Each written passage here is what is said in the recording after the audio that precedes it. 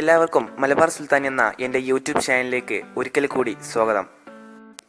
നമ്മളിന്ന് നോക്കാൻ പോകുന്നത് ആയിരക്കണക്കിന് പേരുടെ ജീവനെടുത്ത the great wall of China എന്നറിയപ്പെടുന്ന ലോകത്തിലെ തന്നെ ഏറ്റവും ദൈർഘ്യമുള്ള മതിലായ ചൈനയിലെ ആ വൻ മതിലിനെ കുറിച്ചാണ്.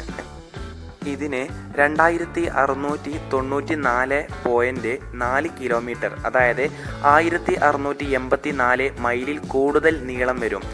ഉയരമാകട്ടെ 4.57 മുതൽ 9.2 വരെ മീറ്ററും കനം 9.75 മീറ്ററും ആണ്.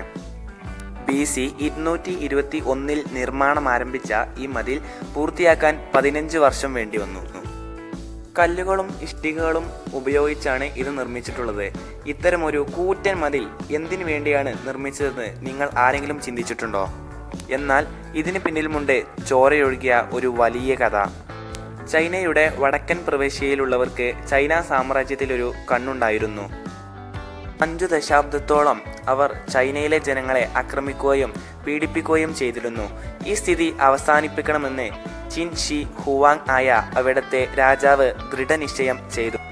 വടക്കൻ പ്രവിശ്യയിലുള്ളവർ രാജകുടുംബത്തിന്റെ നാശത്തിനടിയാക്കും എന്ന ഒരു അരുളപ്പാട് സ്വപ്നത്തിൽ ലഭിച്ചതോടെ അദ്ദേഹത്തിന്റെ ഭീതി വർദ്ധിച്ചു. ശത്രുക്കൾ കുതിരപ്പുറത്തായിരുന്നു ആക്രമണത്തിന് എത്തിയിരുന്നത്.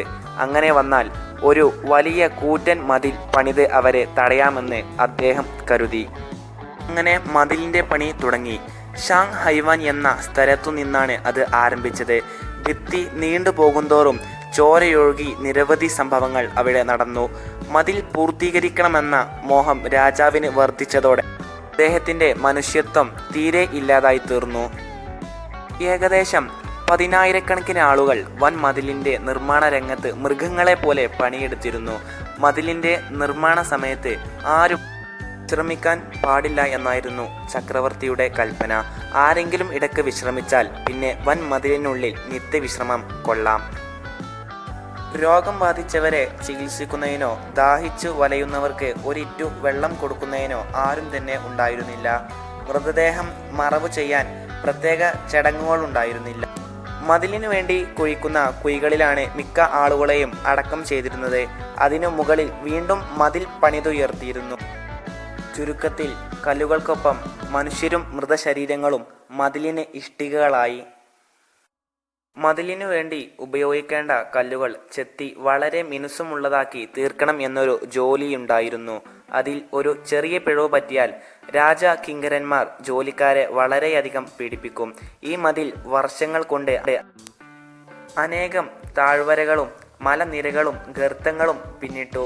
ഇന്നത് ലോക അത്ഭുതങ്ങളുടെ പട്ടികയിൽ സ്ഥിതി ചെയ്യുന്നു. എന്നാൽ ചക്രവർത്തി ഭയപ്പെട്ടതു തന്നെ സംഭവിച്ചു എന്നത് നിർഭാഗ്യകരമായ ചരിത്രമാണ്. വൻ മതിലിന്റെ പല ഭാഗങ്ങളും കാലക്രമത്താൽ തകർന്ന് അടിഞ്ഞപ്പോൾ മംഗോളികൾക്ക് ചൈനയെ ആക്രമിക്കാൻ അവസരം ലഭിച്ചു.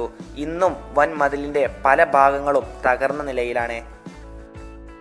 ആയിരക്കണക്കിന് ആളുകളുടെ ചോരയൊഴുകിയ the great wall of China എന്നറിയപ്പെടുന്ന ചൈനയിലെ വൻ മതിലിന്റെ ഈ ചരിത്രകഥ നിങ്ങൾക്ക് ഇഷ്ടപ്പെട്ട് എന്ന് വിചാരിക്കുന്നു.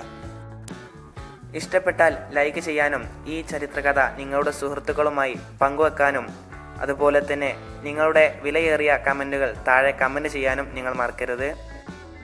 അതുപോലെ തന്നെ എൻ്റെ ഈ ചാനൽ ഇതുവരെ ആരും സബ്സ്ക്രൈബ് ചെയ്തിട്ടില്ലെങ്കിൽ സബ്സ്ക്രൈബ് ചെയ്യുക. അതിന് തൊട്ടടുത്തുള്ള ആ ബെല്ലൈക്കണും നൽകി ഓൾ ഓപ്ഷനും വഴി നൽകിയാൽ ഞാൻ ചെയ്യുന്ന ഓരോ വീഡിയോസും അപ്പോൾ തന്നെ നിങ്ങൾക്ക് നോട്ടിഫിക്കേഷനായി ലഭിക്കുന്നതായിരിക്കും. ഇതിന് നല്ലൊരു വീഡിയോയുമായി നമുക്ക് വീണ്ടും കാണാം. It's me Rishad signing out.